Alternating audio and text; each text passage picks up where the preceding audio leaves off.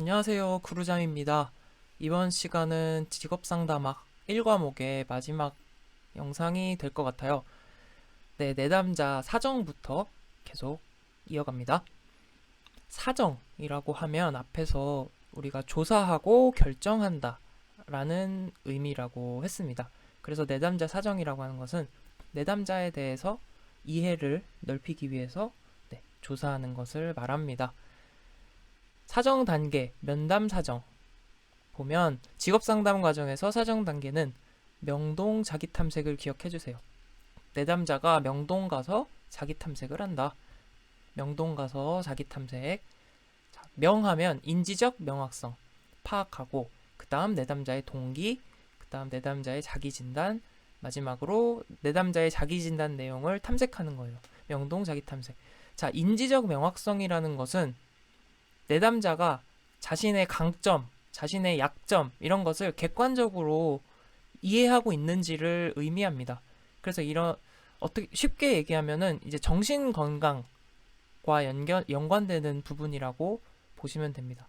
그래서 정신 건강상의 문제는 없는지를 파악한다. 이런 의미로 이해하셔도 무방합니다. 그래서 인지적 명확성을 먼저 확인을 해야겠죠. 왜냐하면 직업 상담 과정에서 의사결정 내리는 과정인데 기본적으로 정신건강 문제가 없는 상태에서 이러한 의사결정 활동이 이루어질 수 있겠죠. 그래서 가장 먼저 인지적 명확성을 파악을 하고 그 다음에 내담자의 동기에 대해서 직업상담 동기에 대해서 파악을 합니다.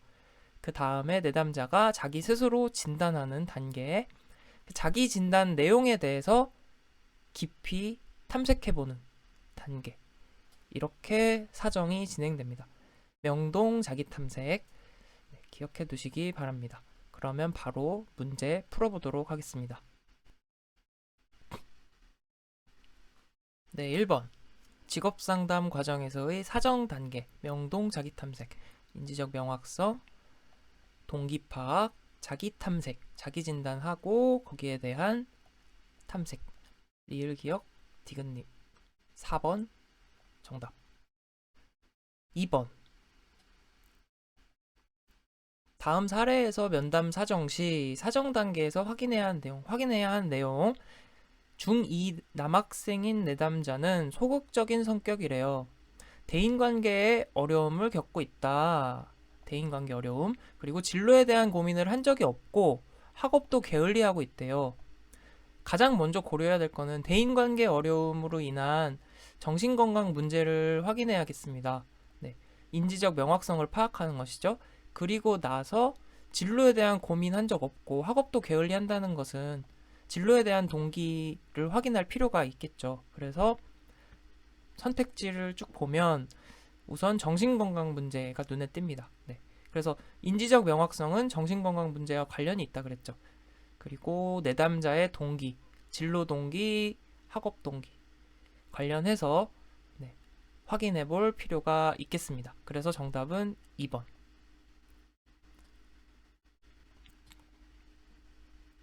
네. 이어서 이번에는 인지적 명확성이 부족한 내담자의 유형에 대해서 알아볼게요. 인지적 명확성이 뭐라고 했었죠?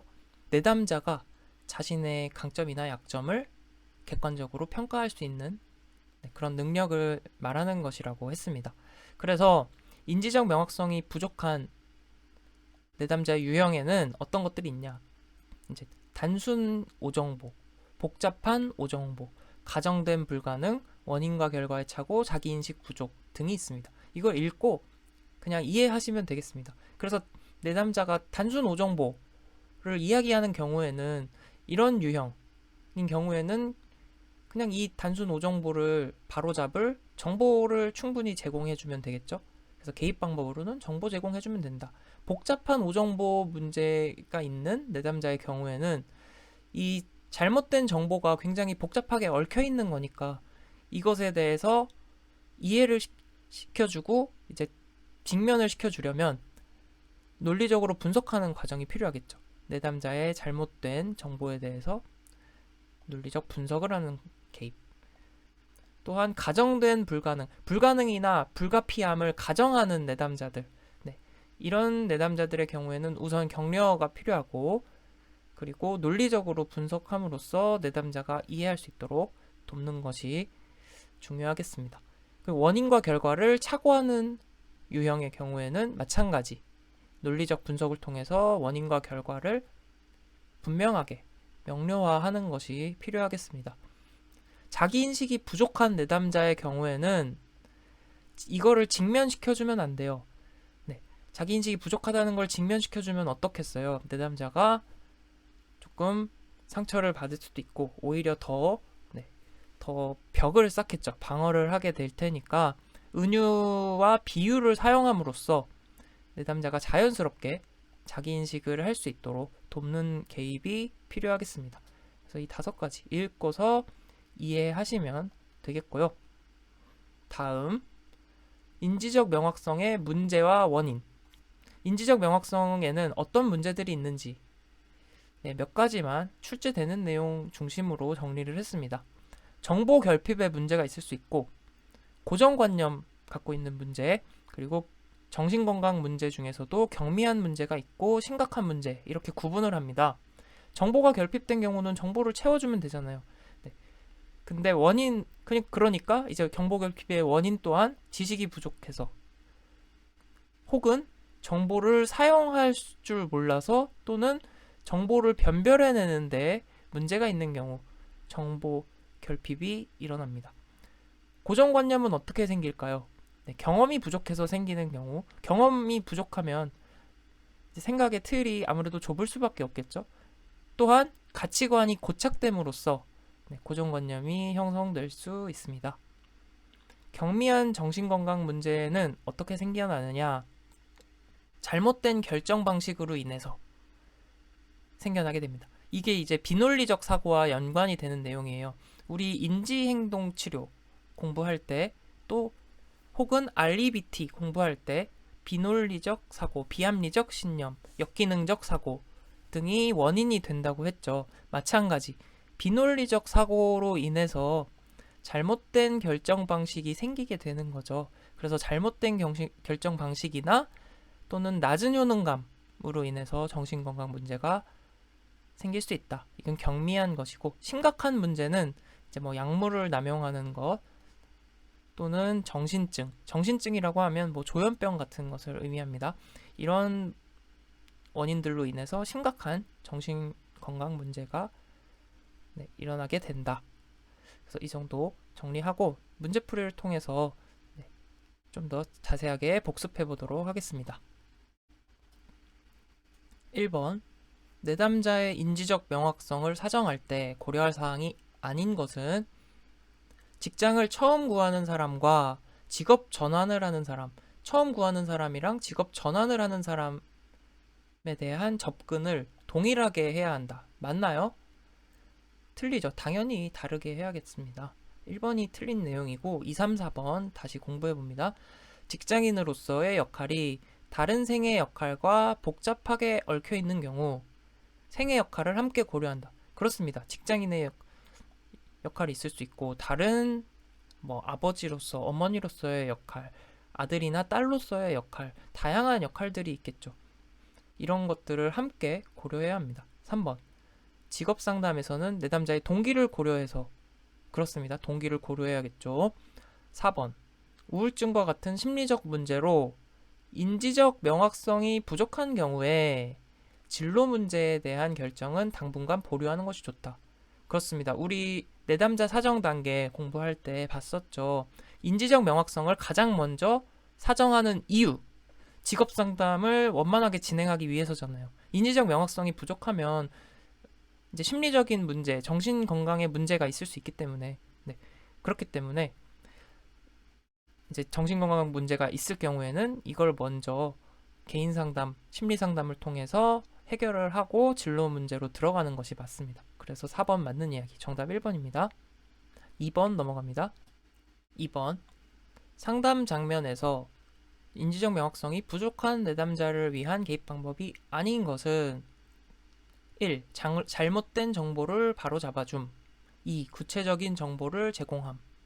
1번, 2번 모두 이제 오정보에 관한 개입 방법입니다. 3번, 원인과 결과의 착오. 원인에 있었죠. 이거를 바로잡아준다. 4번. 가정된 불가피성에 대해 지지적 상상을 제공함. 지지적 상상. 가정된 불가피성에 대해서는 어떻게 되나요? 네, 격려를 해주고 논리적으로 분석하는 것이 필요하겠죠. 그러니까 가정된 불가능이라고 했잖아요.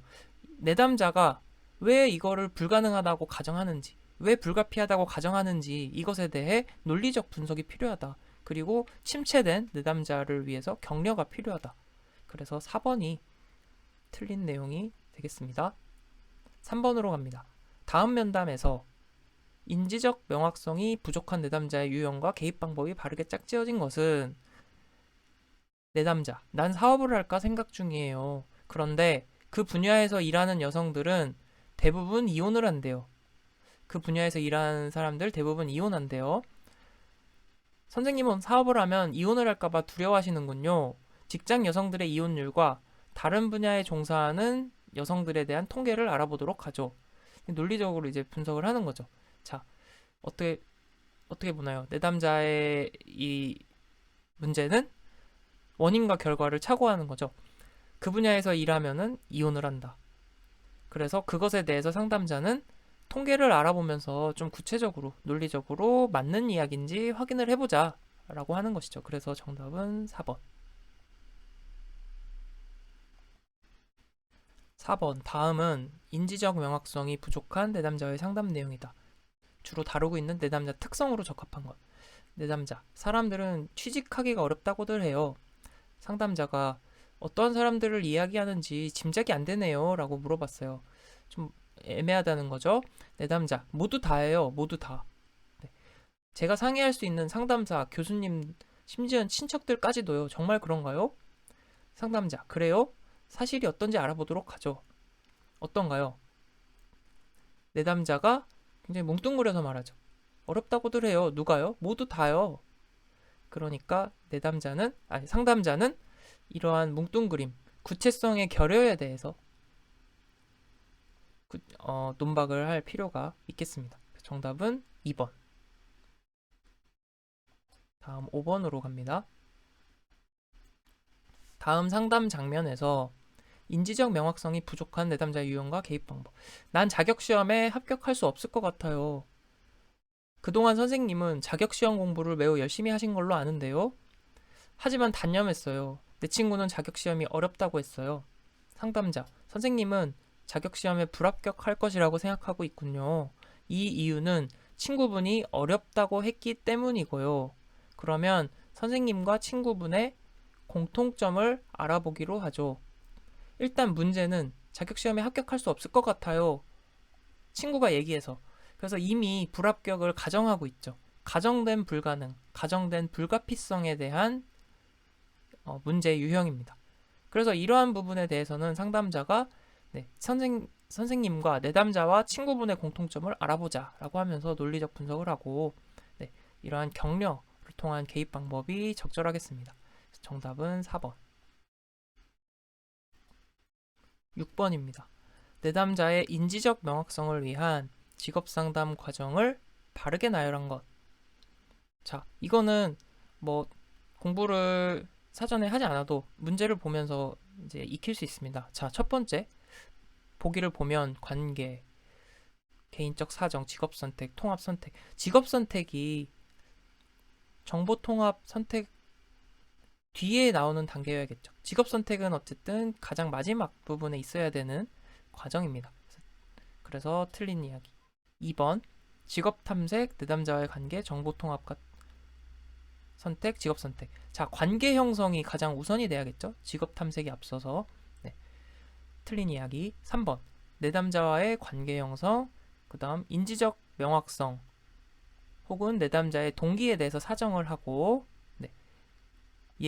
아니요. 그래서 예일 경우 인지적 명확성이 있을 경우에는 이제 직업 상담으로 바로 들어가고 인지적 명확성이 없을 경우에는 어떻게 한다고 했죠?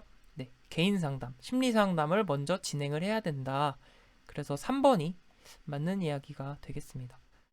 4번 마저 살펴보면 직업 상담, 개인 상담, 내담자와의 관계 형성이 제일 우선이 돼야겠죠? 그래서 4번 틀린 이야기. 네, 이렇게 접근을 하시면 되겠습니다. 7번으로 갑니다. 7번. 내담자의 인지적 명확성을 사정할 때 고려할 사항 아닌 것은 1. 직장을 처음 구하는 사람과 직업 전환을 하는 사람의 접근은 동일하게 해야 된다? 아니죠. 네, 1번이 틀린 이야기.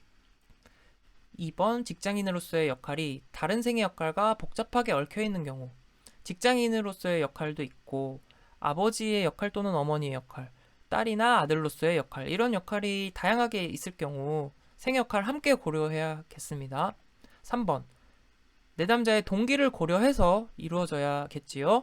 4번 우울증과 같은 심리적 문제로 인지적 명확성이 부족한 경우 인지적 명확성이 부족하면 진로 문제에 대한 결정이 우선이 아니잖아요. 결정을 내릴 수가 없겠죠. 온전하게. 그렇기 때문에 인지적 명확성이 부족한 경우에는 개인 상담, 심리 상담을 먼저 진행을 하고 이러한 문제가 해결이 된 다음에 진로 문제에 접근하는 것이 옳습니다. 그래서 아까 사정 단계 이야기할 때 인지적 명확성을 가장 먼저 사정하는 이유가 되겠죠. 그래서 정답은 1번. 8번. 인지적 명확성 문제의 원인 중 경미한 정신건강 문제, 특성, 경미한 정신건강 문제라고 했어요. 어떻다고 했죠? 비논리적 신념, 비합리적 신념으로 인한 잘못된 결정 방식이 경미한 정신건강 문제의 원인이라고 했습니다. 그래서 정답이 2번이 되겠고요. 심각한 약물 남용 장애는 심각한 정신건강 문제의 특성이었죠. 그리고 고정관념. 네, 고정관념은 경험 부족에서 온다고 했고 또 가치관의 고착에서 온다고 했습니다. 네. 이렇게 해서 8번까지 풀어봤고요. 다음 9번. 자기인식이 부족한 내담자를 사정할 때 자기인식이 부족한 내담자를 사정할 때 인지에 대한 통찰을 재구조화하거나 발달시키는 데 적합한 방법. 자기인식 부족한 내담자한테 직면을 시키면 된다고 했나요? 네, 안 된다고 했습니다. 직면 절대 안 됩니다. 어떻게 한다고 했죠? 직면 대신에 은유나 비유를 사용해서 내담자에게 자기 인식에 대해서 이해할 수 있도록 돕는다. 정답은 3번. 10번. 내담자의 낮은 자기효능감을 증진시키기 위한 방법. 자기효능감이 낮은 내담자는 우선 굉장히 자기효능감을 높이는 것이 필요하기 때문에 격려해주는 게 가장 우선이죠. 장점을 강조하며 격려하기. 그리고 긍정적인 단계를 강화하기. 마찬가지. 네, 비슷한 맥락이죠. 3번. 내담자와 비슷한 인물이나 관련자로 보여주기. 그렇습니다. 비슷한 인물을 통해서 내담자가 자신감을 가질 수 있도록 도울 수 있겠습니다. 4번 직업 대안 규명하기. 직업 대안을 규명하는 거는 그 다음 문제죠.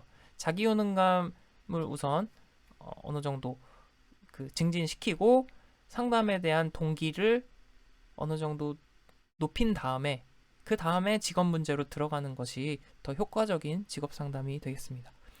이렇게 해서 이제 문제까지 다 풀어봤고요. 다음 이제 내담자 동기 역할 사정으로 넘어갑니다. 내담자의 동기 및 역할 사정. 네. 그래서 내담자의 동기와 역할을 사정하는 방법들에 대해서 나와 있습니다. 상호 역할 관계 사정이라는 것은 역할들 간의 상보적, 보상적, 상충적 관계를 확인한다. 상보적이라는 것은 상호 보완적.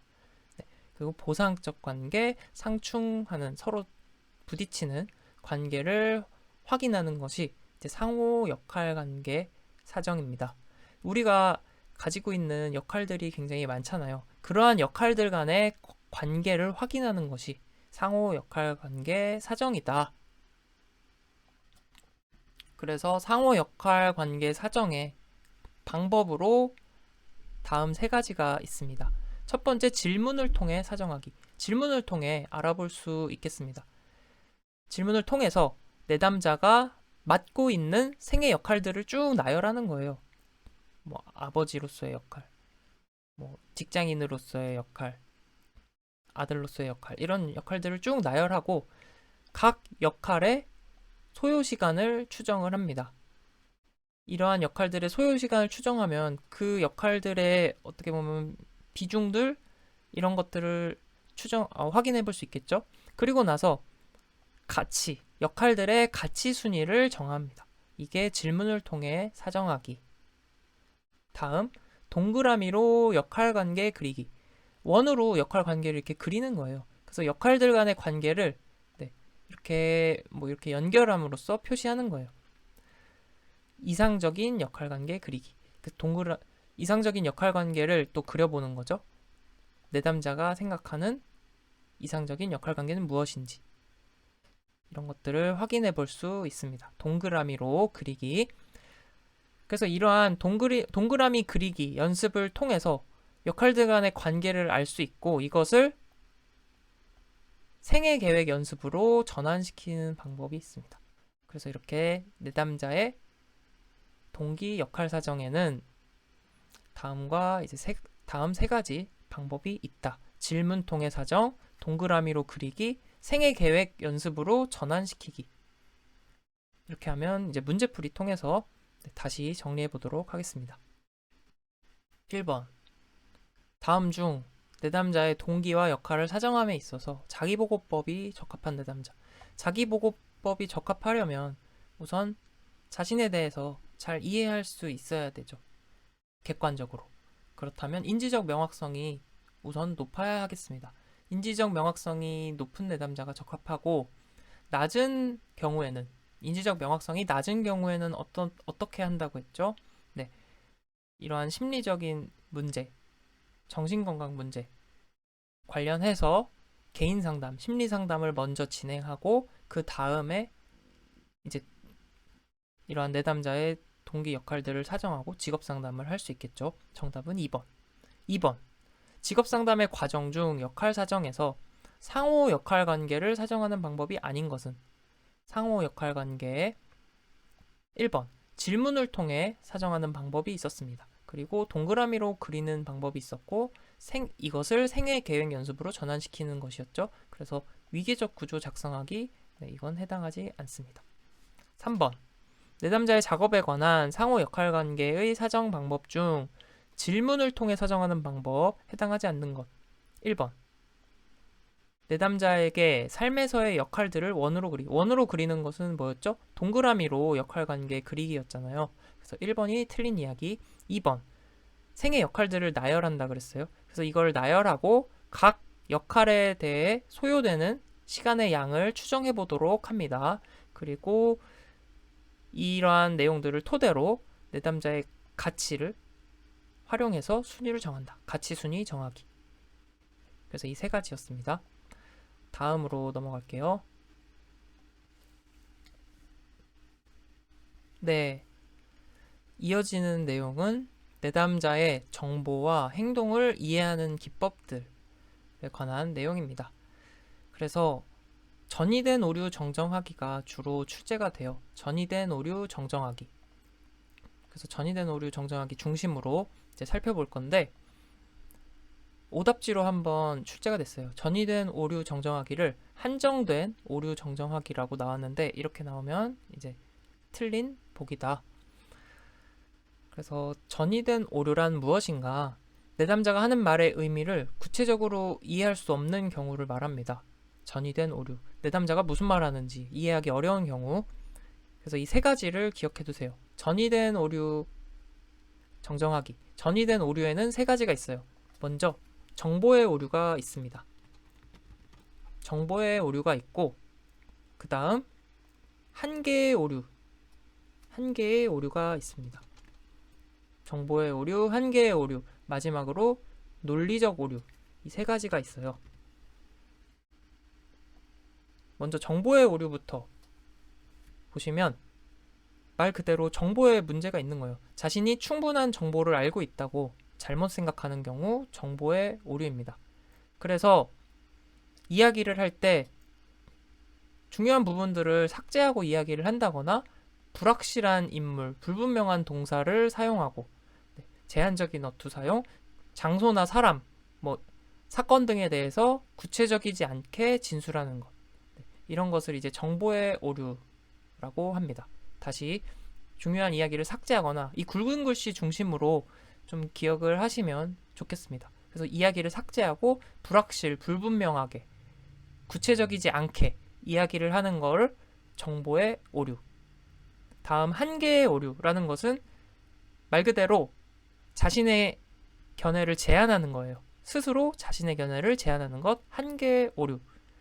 그래서 이러한 표현들을 쓰는 거예요. 항상, 절대로, 아무도, 전부 이런 예외를 인정하지 않는 표현들, 그리고 안 된다, 할 수 없다 이런 불가능을 가정하는 경우, 또한 뭐뭐 해야만 한다, 다른 방법이 없다, 어쩔 수 없음을 가정하는 것. 표현 자체가 다 지금 굵은 글씨로 해놓은 표현들 다 자체가 뭔가 이렇게 예외를 인정하지 않고 뭔가 다른 그 가능성에 대해서 닫아버리는 이런 표현들이잖아요. 이러한 한계를 설정해버린다. 그런 의미로 한계 오류라고 합니다. 마지막 논리적 오류라는 것은 논리적 오류가 있는 진술로 의사소통을 방해하는 것을 말한다. 그래서 이제 잘못된 인간관계의 오류라는 것은 이제 쉽게 말해서 책임 회피를 떠올리시면 됩니다. 그것은 그 사람 때문이야. 난 아무런 선택과 권한이 없기 때문에 내 책임은 없어. 네, 이렇게 여기는 것. 그리고 마음의 해석이라는 것은 말 그대로 관심법 같은 거죠. 의사소통하지 않았는데도 딴 사람 마음 알고 있다고 자신하는 경우. 그래서 그 사람은 날 미워해. 아무런 뭐 얘기를 들은 것도 없이 그냥 자기 스스로 마음의 해석을 내려버리는 그런 경우를 말합니다. 마지막 제한된 일반화. 한 사람의 견해가 모두에게 통용된다는 개인적인 생각. 그래서 이제 당신의 느낌을 얘기하는 것은 좋은 생각입니다. 이렇게 내담자가 이야기를 하는 거예요. 그러니까 상담자가 그게 누구한테 좋은 생각이라는 말이죠. 이렇게 어떻게 보면 내담자가 제한된 이야기를 가지고서 일반화를 시켜버린 거죠. 그래서 이게 논리적 오류에 대한 이야기였습니다. 그래서 전이된 오류 정정하기. 이 정보의 오류, 한계의 오류, 논리적 오류가 있다. 그리고 정보의 오류는 이렇게 굵은 글씨 중심으로 이야기를 삭제하는 것, 불확실한, 불분명한, 구체적이지 않은 이야기를 하는 것. 한계의 오류라는 것은 예외를 인정하지 않거나 뭐 불가능을 가정하거나 어쩔 수 없다 이런 걸 가정하는 것. 그래서 자신의 견해를 제한한다. 논리적 오류는 논리적 오류가 있는 진술로 의사소통이 안 되는 것. 이렇게 정리하시면 되겠습니다. 굵은 글씨 중심으로 다음 문제풀이 통해서 다시 복습해 볼게요. 1번. 내담자의 정보를 수집하고 행동을 이해하여 해석할 때 내담자가 다음과 같은 반응 보일 경우 사용하는 상담 기법. 1번. 박스 내용 보겠습니다. 이야기를 삭제한다. 불확실한 인물, 불분명한 동사, 제한적 어투를 사용한다. 뭐죠? 전이된 오류 정정하기에 대한 내용입니다. 그 전이된 오류 정정하기 중에서도 이 내용은 어떤 오류에 해당되는 내용일까요? 이야기 삭제, 불확실, 불분명, 제한적 어투. 정보의 오류에 대한 내용입니다. 2번. 내담자와 관련된 정보를 수집하여 내담자의 행동 이해하고 해석하는데 기본이 되는 상담기법으로 거리가 먼 것. 한정된 오류 정정하기, 왜곡된 사고 확인, 반성회장, 변명 초점. 한정된 오류 아니라고 했습니다. 전이된 오류 정정하기가 맞고요. 이 세 가지는 이게 내담자 행동 이해 해석 기법이구나 이해하고 숙지하시면 됩니다. 왜곡된 사고 확인하기가 있고 반성회장 마련하기, 변명에 초점 맞추기 이러한 기법도 있다. 다음 3번으로 갑니다. 3번. 직업상담 시 한계의 오류를 가진 내담자들이 자신의 견해를 제한하는 방법에 해당하지 않는 것. 한계의 오류. 1. 예외를 인정하지 않는 것. 그렇죠. 불가능을 가정하는 것. 어쩔 수 없음을 가정하는 것. 이 세 가지였습니다. 정답은 3번. 4번. 제한된 기회 및 선택에 대한 견해를 갖고 있는 내담자들이 스스로 자신의 견해를 제한하기 위해 사용하는 방법이 아닌 것은 마찬가지 위랑 같은 문제죠. 예외를 인정하지 않는 것, 한계의 오류에 대한 이야기입니다. 불가능을 가정, 어쩔 수 없음을 가정하는 것, 한계의 오류. 그래서 정답은 4번. 5번. 다음 내담자와 상담자의 대화 중 내담자가 범하고 있는 한 개의 오류. 한 개의 오류를 찾고 그 개입을 찾으라는 거죠. 나는 사장님께 말을 할 수 없어요. 말을 할 수 없다. 이제 불가능을 가정하는 거죠. 그래서 상담자의 개입은 사장님과 대화할 수 있는 방법을 모르시는 것이겠지요. 네, 그렇습니다. 1번이 맞는 반응이라고 할 수 있겠습니다. 6번으로 넘어갑니다. 내담자의 정보 및 행동을 이해하기 위해 사용하는 변형된 오류 수정하기와 은유 사용하기는 무엇을 위한 기법인가? 변형된 오류 수정하기, 은유 사용하기는 네, 이 문제를 통해서 기억을 해두시기 바랍니다. 일단은 전이된 오류 정정하기엔 이 내용이 없었죠. 우리가 공부한 내용에선 네, 저항감 다루기의 기법입니다. 변형된 오류 수정하기, 은유 사용하기. 자, 보면 저항감, 내담자가 저항을 갖고 있을 때는 이것에 대해서 상담자가 직접 직면시키듯이 다루면 안 되겠죠. 그러면 오히려 저항감이 더 커질 것이기 때문에. 그래서 은유를 사용함을 통해서 내담자의 이런 저항감을 낮출 수가 있습니다. 그리고 이제 자기 인식을 높일 수가 있겠죠. 그래서 저항감 다루기의 기법으로는 변형된 오류 수정하기와 은유 사용하기가 있다. 네, 문제를 통해서 기억을 해두시면 됩니다. 7번 넘어갑니다. 7번. 다음 상황에 가장 적합한 상담 기법은 다른 회사들이 사용해본 결과 많은 효과가 입증된 그런 투쟁 해결 방법을 써보도록 하시죠. 내담자, 매우 흥미로운 일이군요. 그러나 그 방법은 K 주식회사에서는 효과가 있었을지 몰라도 우리 회사에선 안 될 것입니다. 굉장히 저항을 보이고 있죠. 상담사가 제안을 한 것에 대해서 일단 저항을 하는 겁니다. 네. 특별한 근거 없이. 그래서 이러한 저항을 하는 것에 대해서 상담사는 다룰 필요가 있습니다. 저항감을 재인식하고 이것을 다루는 기법이 적절한 기법이 되겠습니다. 8번 넘어갑니다. 내담자의 정보와 행동을 이해하고 해석할 때 기본이 되는 상담 기법 중 가정 사용하기가 있어요. 네, 가정 사용하기는 뭐냐면 질문할 때 이미 가정을 하고 질문하는 거예요. 그래서 예를 들어서 당신은 자신의 일이 마음에 듭니까? 이거는 자신의 일이 마음에 드냐고 그냥 묻는 질문이죠. 네, 1번이 가정 사용하기가 아닌데 나머지 선택지를 보면 2번 당신의 직업에서 마음에 드는 것은 어떤 것들입니까? 그러니까 이미 직업이 마음에 든다는 것을 가정을 하는 거예요. 가정을 한 상태로 어떤 게 마음에 드는지를 물어보는 거죠. 3번 당신의 직업에서 좋아하지 않는 것은 무엇입니까? 좋아하지 않는 것이 있다는 전제 하에서 좋아하지 않는 게 뭔지를 물어보는 거죠. 마찬가지 어떤 사람이 상사가 되었으면 좋겠습니까? 뭔가 바람직한 그 상사에 대한 그 이상적인 상사에 대한 그런 게 있다는 가정 하에서 어떤 사람이냐고 묻는 거죠. 그렇기 때문에 정답은 1번. 가정 사용하기는 이미 질문 내에 그런 가정이 전제되어 있는 그게 가정 사용하기. 다음 9번. 내담자의 정보 오류에 해당하는 것은 정보 오류. 우리 전이된 오류 정정하기에서 정보의 오류에 대한 질문입니다. 이야기를 삭제하는 것. 그리고 1번이 정답이네요. 네, 그렇죠. 불가능을 가정하고 예외를 인정하지 않는 것은 한 개의 오류에 대한 내용이었고 제한된 일반화는 우리가 빠르게 보고 넘어갔지만 이제 논리적 오류에 대한 이야기였죠. 10번으로 갑니다. 다음 내용은 어떤 오류가 발생한 경우인가? 내담자들은 자신의 직업 세계에 대해서 충분한 정보를 알고 있다고 잘못 생각하는 경우가 많다. 정보의 오류를 이야기하는 거죠. 충분한 정보를 알고 있다고 잘못 생각하는 경우. 예를 들어 내 상사가 그러는데 나는 책임감이 없대요 라고 반응하는 경우이다.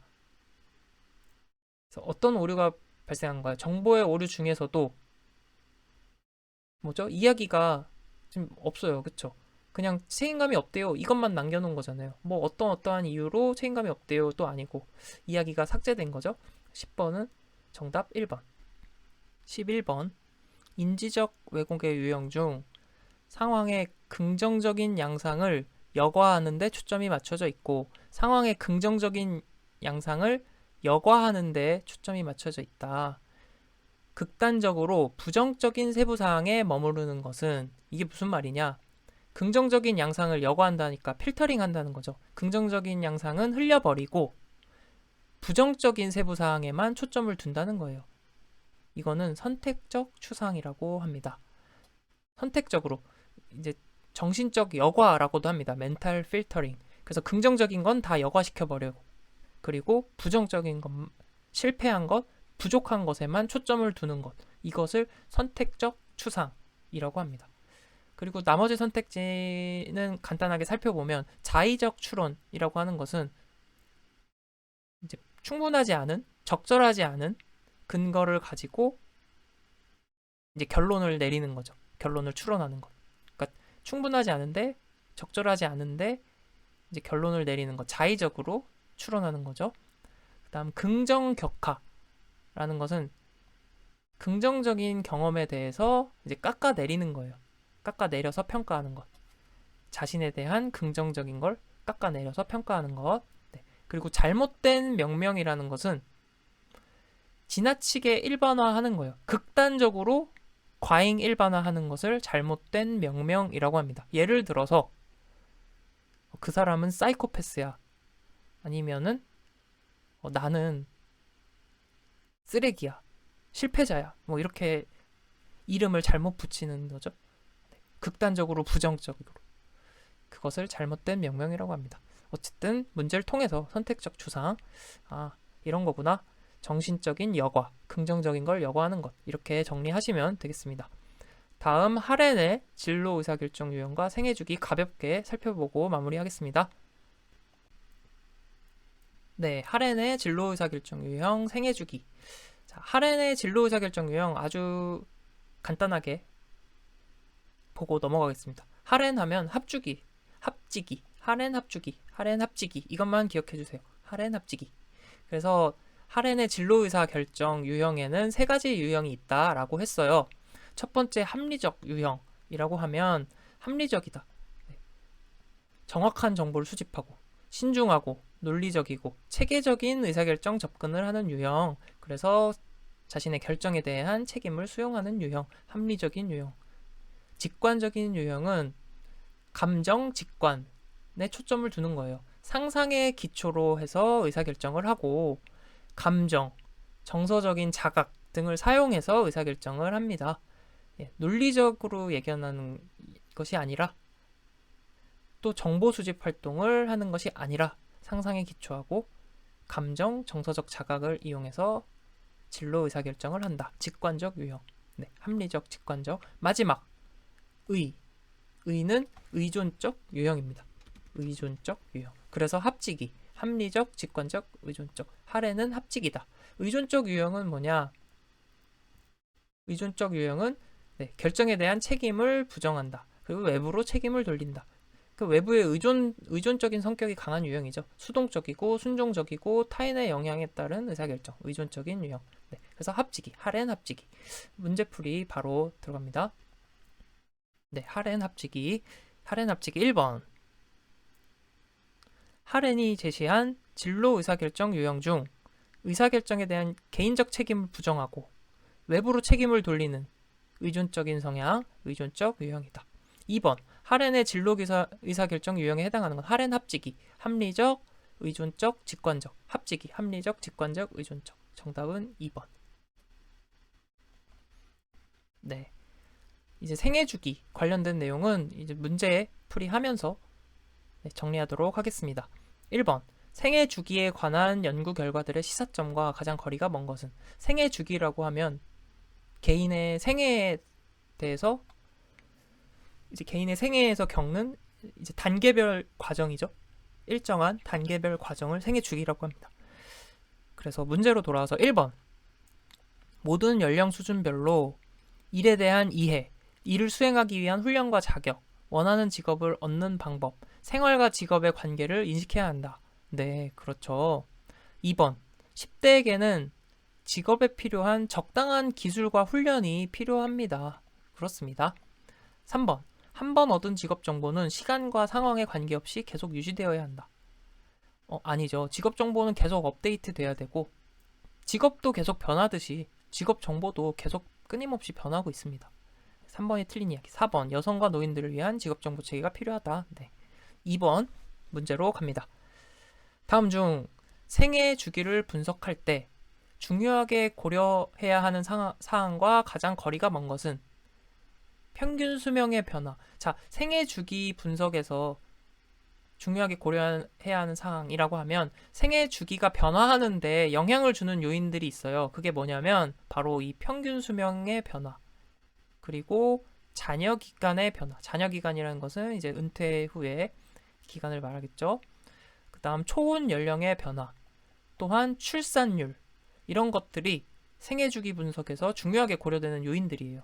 근데 직장 선택의 변화는 고려사항과 조금 거리가 있습니다. 이렇게 해서 이제 직업 상담학 관련 출제 문제들을 정리를 쭉 해봤습니다. 네, 여기까지 같이 공부해 오신 분들 정말 고생 많으셨고요.